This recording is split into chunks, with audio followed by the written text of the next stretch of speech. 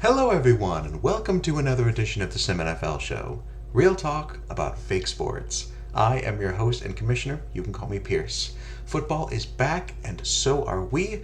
SimSN Studios is delighted to bring you new weekly episodes of the SimNFL show and the SimSN podcast as we begin the 2027 season. Thank you all for your patience as we took a little break here over the off season, but we're back and excited to get back into it. By the way, if you're unfamiliar with what we do around here, come check us out at simulationsports.net. We would love to have you. So after the first week of the preseason for 2027 is now in the books, we'll cover the scorecard for the entire league, go over all the games, do a quick injury update that'll encapsulate both week one and training camp, which we had prior. And then we have two features for our episode today. The first is going to be my watch list for Rookie of the Year. I'm going to cover both offense and defense, see who has the best chance to win those accolades at the end of the season. And then we're doing a special preseason edition of Pierce's Tiers, where I sort all of the SimNFL teams into esoteric groups for my amusement and yours. So without further ado, let's go ahead and jump in. Now, normally when I do these summaries, I do a couple of in-depth game summaries, and then I go to the larger scoreboard for kind of everything else. For the preseason, I'm just going to do the scoreboard, keep it very high level. Now, week one, we did have mostly starters playing, but week 2 and 3, it's going to be a lot of backups. So it's going to be less interesting, I think, to talk about, specific stat lines. But rest assured, we will return to that format with some deeper game analysis once we start the regular season. But for the week 1 preseason scoreboard, Tennessee came out ahead of the New York Jets 30-20. Jeremiah West of the Jets was 17-27, 264 passing yards and 2 scores. Wilfredo Joseph had a great debut with Tennessee. He was 12-21 for only 87 passing yards, but he did have a passing touchdown and 127 rushing yards and a rushing touchdown. So great start for his career in Tennessee. Philadelphia put up 44, beating on the Colts by 30. Cecilio Fuentes was 38-49, 369 yards, 3 touchdowns, and a pick. Key player for the Indianapolis Colts was Joaquin Saneno. 16 carries, 110 yards, and a touchdown for him. Minnesota came out ahead of Pittsburgh, 35-27 was the final there. For Pittsburgh, Robert Morris was 22 of 33, 250 passing yards, and 2 touchdowns. He also had 28 yards on 19 carries, but did throw 2 interceptions and have 2 fumbles in the loss. For Minnesota, Marcus Dade had a total of 21 touches for over 100 yards and a touchdown on the day. Washington beat Buffalo 38-22. Joe Morrison was 34 of 49 for the Commanders for 407 passing yards. 2 passing touchdowns, 3 interceptions. The Washington defense also had 9 team sacks of Yusei Asensio. But the big star for Buffalo was Mickey Brogdon, who on just 12 carries had 149 rushing yards and a touchdown. The Chargers beat Baltimore 44-26. Miguel Aguilera 16-27 for 211 passing yards, 4 passing touchdowns, 2 picks, also 141 rushing yards and a touchdown for the standout quarterback. James Livingston looked very good for Baltimore in his debut. He got 22 touches, 79 yards, and a score. Green Bay beat Atlanta 25-17. Joseph Garibay, 31 of 46, 239 passing yards and a touchdown. Rashawn Lyons completed about half of his passes, 17 of 34 for the Falcons, 227 passing yards, but did have 2 interceptions and lost a fumble. Dallas eked by New England 33-30. Good look for the Patriots starters. Oliveros looked improved from his rookie campaign, 10 of 15 for 83 passing yards, 1 passing touchdown, 1 rushing touchdown. And New England had 246 team rushing yards and 3 rushing TDs altogether. For Dallas, Peter Lund was 46 of 60, 406 passing yards, 2 touchdowns, 2 picks. Carolina beat Jacksonville by a similar 33-30 score. Dakota Link 33 of 48, 357 passing yards, 2 touchdowns, and a pick. For Jacksonville, their third-string running back, Philippe Johnson, had 15 carries for 79 rushing yards, and then 5 catches for 77 receiving yards and a touchdown. making the most of his opportunity, which we'll talk a little bit more about shortly. To continue the scoreboard, Vegas beat Chicago 30-9. Ray Scott was 15 of 42 in his debut with the Raiders, 163 passing yards, touchdown, 2 interceptions.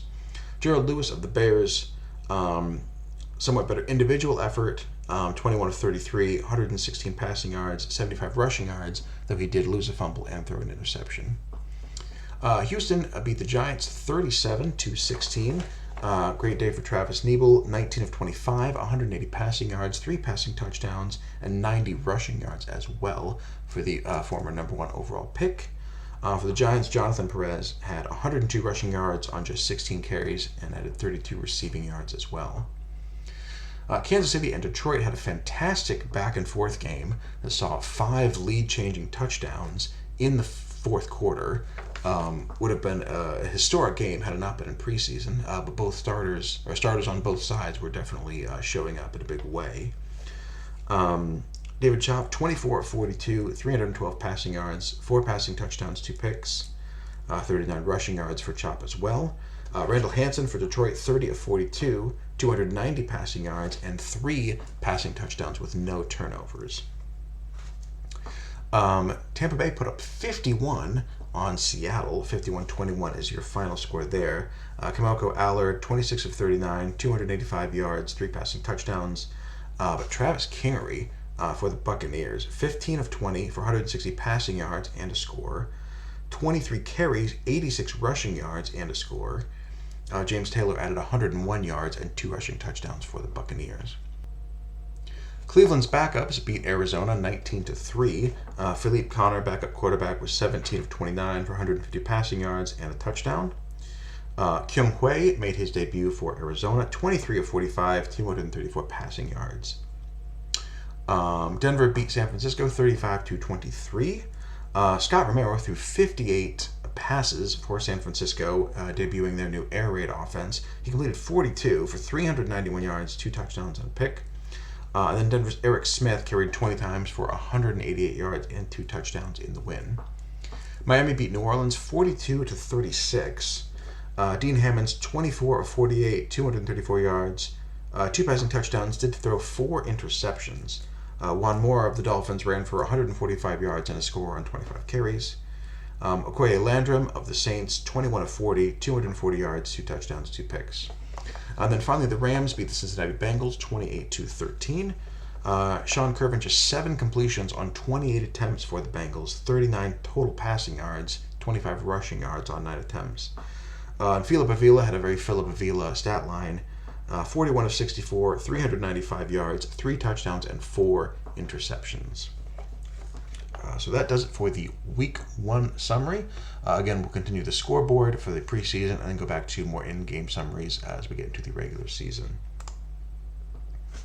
Now, normally I cap this off with my Players of the Week, where I looked at the best statistical performances. Again, preseason, we're going to do something a little different. I'm going to look at notable performances. In this case, I'm going to show preference to either younger players who are still developing or old players on new teams. So it's more like storylines people might want to take a look at as we move into the season. And some of these are repeats from what I just mentioned, but I do want to call them out again. Wilfredo Joseph, a lot of the focus on Tennessee was that backfield where they traded for Mitchell Reynolds and then drafted Daniel Johns at fullback. They are going to be a dynamite combination. But Joseph, 127 rushing yards from him, which means a third head to that rushing attack. So Joseph, Reynolds, and Johns could be quite a lot for defenses to handle for Tennessee. Cecilio Fuentes, again, moving to a division rival from Dallas to Philadelphia, making his debut, 369 passing yards, and then 1 very impressive carry for 46 yards, plus 3 passing touchdowns. And then speaking of Dallas, they acquired Peter London in a big trade with the Broncos. London, known more for his running ability and his game management in Denver, threw 60 passes for Dallas, 406 yards. Notable stat there, 1 rush for 2 yards for London in Dallas. So very different system than he may be used to there, although you can't argue with the results in this case. Travis Neebel, again, great day for him. Only 6 incompletions on 19 of 25 throwing, 180 passing yards, 90 rushing yards, 3 total touchdowns. Fantastic performance. And speaking of young quarterbacks named Travis Kingery of Tampa Bay, 75% completions for him, 160 passing yards, and a touchdown each rushing and passing. And then also want to call out Scott Romero, another number 1 overall pick. 58 attempts. Definitely a big change from I believe San Francisco ran the wing T last year. They said they were going to take him off the hook, put the offense in his hands. They absolutely did, and he responded with nearly 400 passing yards. Excited to see what else he can do for the rest of the season in his sophomore campaign. And then as far as veterans on new teams, James Blank moved from Vegas to Minnesota, giving Christian Sinnock a true number 1 threat. He responded with 10 catches, 112 yards, and a touchdown in his first game in the purple. Noah Pillar of Tennessee, 3.5 sacks. Keep an eye out for him. This is a 73 overall edge rusher, but last year he had a career best 9 sacks. He's 27 years old, so still developing. Career best 9 sacks last year, 3.5 to start his first preseason game this year. So keep an eye on him also in Tennessee. And then Connor Hardison of Green Bay. He's a 77 overall at age 25. He had 5 pass breakups and 2 interceptions just in this first game. He's on the final year of his rookie deal, looking to be a very, very rich man after this season, although he's a first-round pick, so the Packers will have a 5th-year option that they can take if they decide to. But Hardison, over the last 2 years, has had a total of 33 pass breakups. So very impressive start to the season for him. And then for injury update, again, this covers not just week 1 of the preseason, but going back into training camp as well. Baltimore strong safety Joshua Martin strained his calf. He'll miss the beginning of the regular season, as will a couple of guys from Detroit. Tyler Heredia with that knee bruise. And then Haim Costa, 34 years old, offensive tackle, sprained a foot. He will miss a couple of weeks in the regular season as well, which is tough. He's had a lot of injury issues recently. He only played 7 games last year, Costa did. So tough for the Lions to see him on the injured list again. Chad Lopez, free safety for the Texans, had a rib injury. He's going to miss some significant time. Of course, the big story is the Jacksonville Jaguars, who lost Ryan Peterson in training camp for a knee injury. He'll be out at least probably the first 3 weeks of the regular season. But then Hugh Kahn lost him to a fractured ankle very early on in the game. He's going to miss basically the entire season. They franchise tagged him this year, so specifically got him on a very expensive 1-year deal, and then he's going to miss basically that entire season. He's also going to be 30 next year and is not going to get snaps, so that's going to hit his regression even harder. So it's very, very tough situation for Hugh Kahn. Our hearts go out to him. But we did see the team playing their 5th-round pick from last year, Philippe Johnson, who's a 66 overall at age 24. So absolutely a solid player. Had a great first game. He's got 99 speed, but only 55 catching attribute. So we'll see if Jacksonville tweaks their offense. They used Colin Peterson a lot in the passing game. So they'll see if they change things around now that Johnson's back there starting for the first few weeks. So yeah, losing 2 running backs in the first couple weeks is tough, but that could be a blessing in disguise, at least for Philippe Johnson, who will get an opportunity to play. So, as I mentioned, we have a couple of different features today. First is going to be my watch list for Rookie of the Year. I want to highlight 3 names on both sides of the ball. On the offense, I'm going to start with Atlanta's running back Joe Williams, 67 overall at age 23. Things to look out. First off, the easiest one, he's number 1 on the depth chart. Atlanta has Williams at 23, and then they have 4 24-year-olds who are all mid-60s. But Williams is better than all of them and younger, and he's got an offensive line that has 3 linemen with 85 or better run blocking attribute. So I think he's really set up for success. In his first preseason game, he had 13 touches, only 27 rushing yards, but 49 receiving yards on 5 catches. So Atlanta definitely looking to get him involved in all facets of the offense, which I think is good news for his rookie campaign. Also want to call out James Livingston of Baltimore, 69 overall, 22. Only 22. He's got 8 plus potential. He's got a 75 catch rating. So we should be great in that air raid offense. Definitely getting the nod over Wieters, who is 71 overall, but at age 26. So Livingston, 4 years younger and with that sky-high potential. And yeah, he got 22 touches in this first game, 79 yards and a score. 79 total yards from scrimmage. But with that catching attribute, they're absolutely going to use him in the passing game as an outlet for Brandon Savage. So yeah, I think Livingston might actually probably be my front runner at this very, very early point in the preseason. And then finally, I want to call out Tyler Prochnow, the Jets. One of the best players drafted, picked number 2 overall. So he is their wide receiver 3, but they have also moved to an air raid offense. So that's going to get a lot more opportunity, a lot more receptions than what their wide receiver 3 would have gotten in previous years.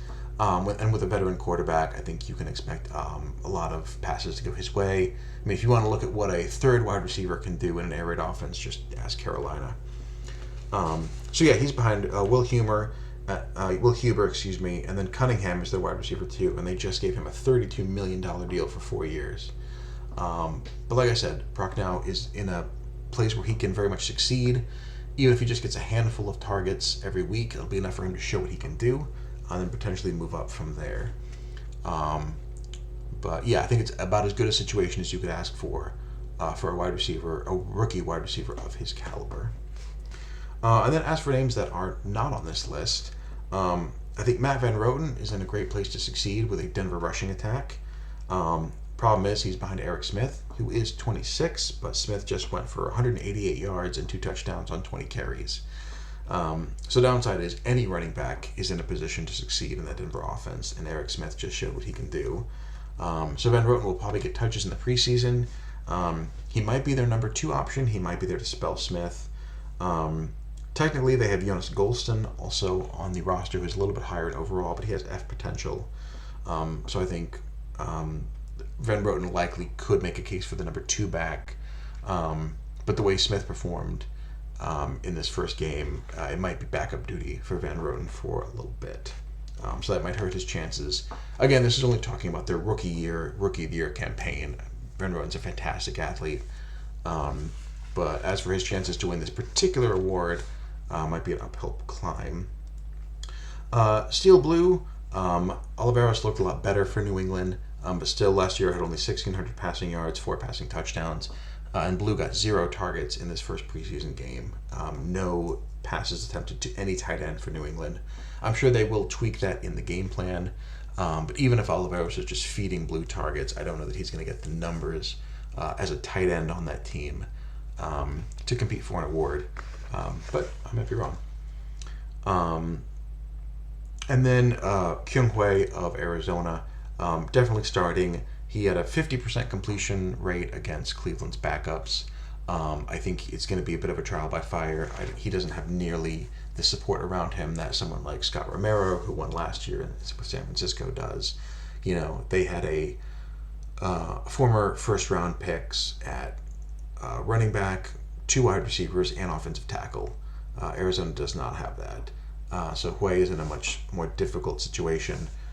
Again, I think he's a great quarterback. I think he's going to be great for them long term. I don't think he's going to put up big numbers in his rookie year. So he is not currently on my short list for rookie of the year for the offense.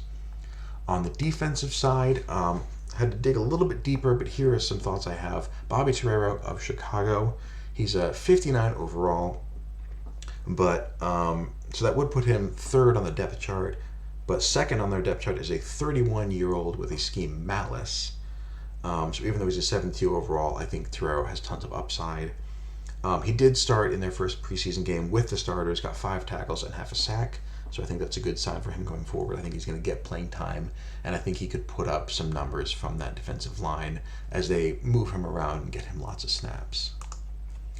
Similarly, Hisashi Rudak, dual position, so lots of opportunities to play. He's a 61 overall.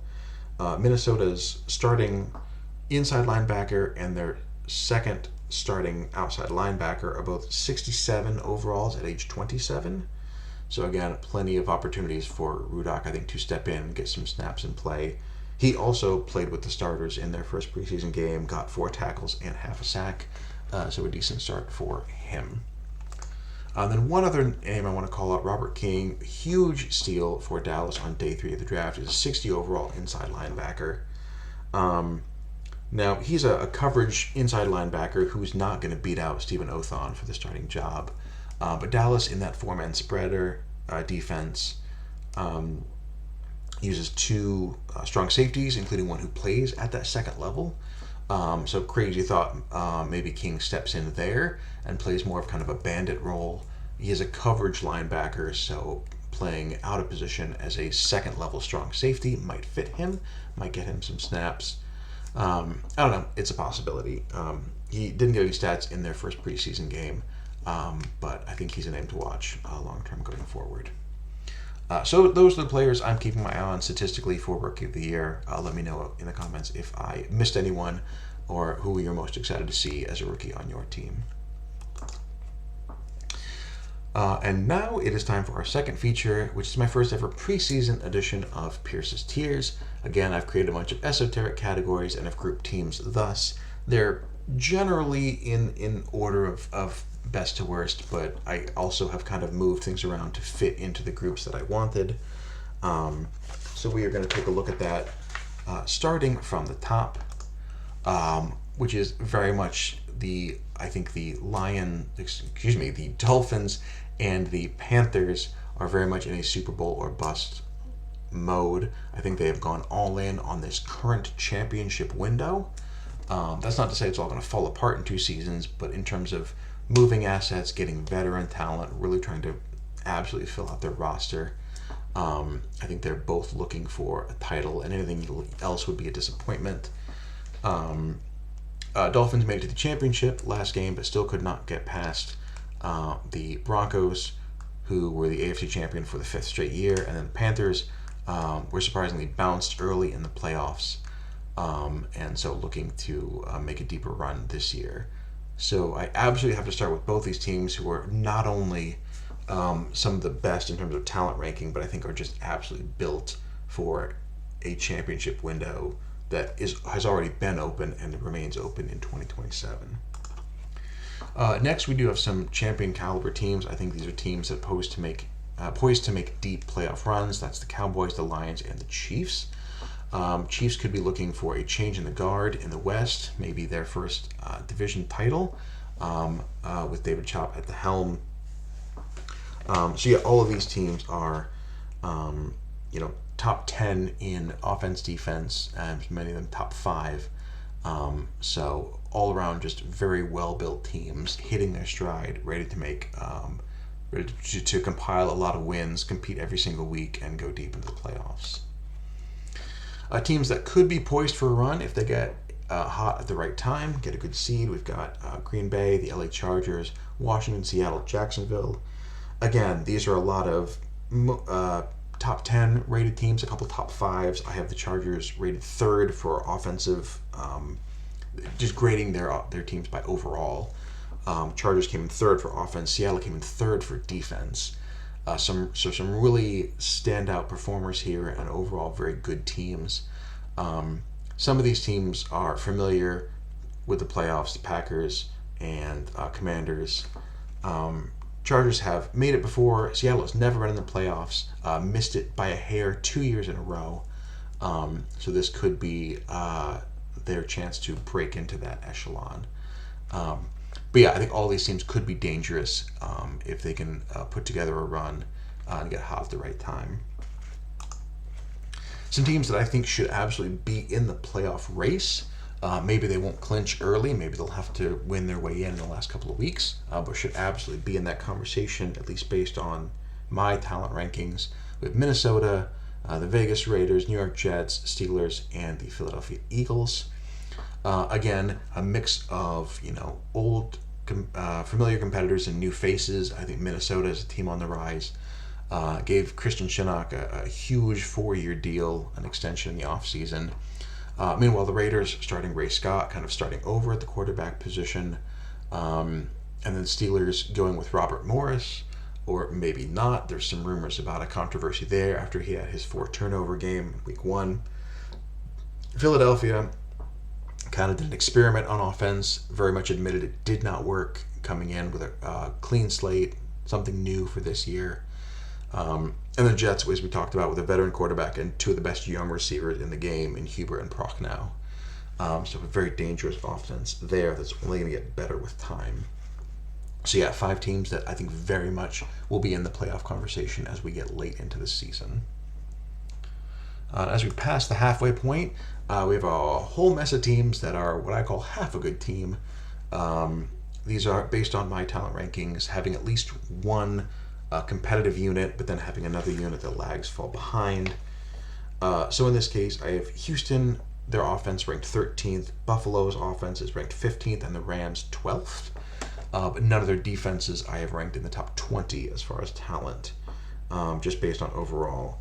And then the offensive side, Atlanta is 9th for offense, but 29th in defense. One of the most extreme teams I have in my rankings.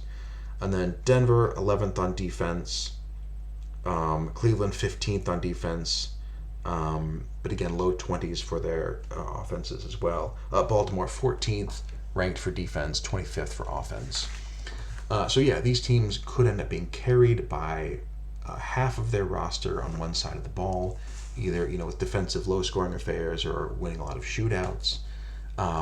If that one side can help carry the team, they could be a potential playoff force. But it'll be up to either that side of the ball to carry them or for someone to step up.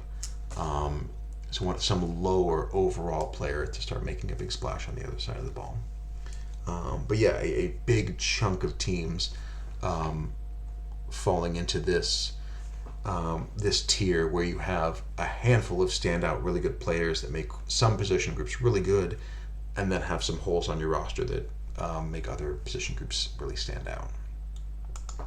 Moving down from there, we have some teams that I think are very much good enough to play spoiler, whether or not they end up in the playoffs or in a playoff run, or just end up ruining someone else's hopes with a late victory late in the season. That's the Saints, Buccaneers, Bears, Titans, and 49ers. These are teams that don't really jump off the page just in terms of their overall numbers, but I think have some standouts. Again, we've got young quarterbacks in New Orleans with Landrum and in Tampa Bay with Kingery, and San Francisco with Romero, of course. Tennessee with an amazing offensive backfield, as we saw with 3 players who can really hurt you with the run. And then Chicago with a veteran quarterback as well, who went on an incredible run late last season and won like 8 games in a row to stamp their ticket to the playoffs. So yeah, I don't think any of these teams are out of it. Also, I will point out I spoke out against the Titans last year, and then they won 7 games by 3 points or less to win the division again. So egg on my face for that prediction. So maybe they'll prove me wrong again. We shall see. So yeah, definitely upside in this group. I think could be an uphill battle, but definitely have enough talent that they should not be overlooked on game day. Meanwhile, we have some teams who are, I think, still just playing for next year. That's getting guys experience, learning what works, what schemes work, and how your teams can best work together. I don't think any of these 4 teams will be surprises in this tier. It's the Giants, Bengals, Colts, and Patriots. Colts made a huge trade to acquire draft assets as they moved Mitchell Reynolds over to the Titans. Bengals have been playing Sean Curvin. And then Patriots, as we said, with Oliveros trying out a young quarterback as well. Giants soloing, I believe, with Rudy Stokes at quarterback. So yeah, a lot of questions, a lot of holes in the roster. Teams that still need to develop their younger players and maybe get another draft under their belts to acquire some more young talent to develop. Not to say any of these teams have been, badly managed. It's where the state of the roster is now compared to the rest of the league. They could very well all be on their way up. It's just they have a bit of a hill to climb.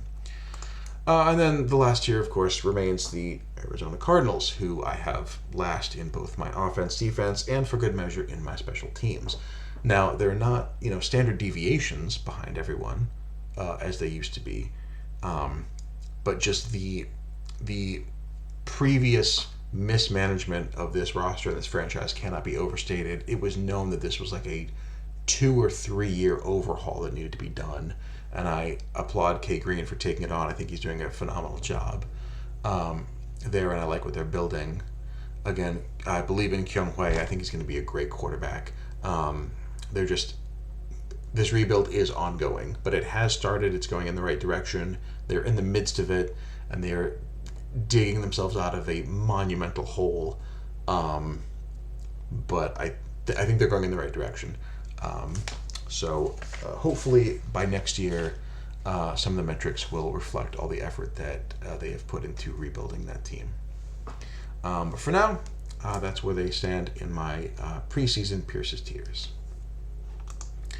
So that's everything I have for this edition of the SimNFL show. Thank you so much for stopping by and watching. Welcome back for a new football year for 2027. We're excited to get started. And as I say to all users in all of our sims, good luck and have fun.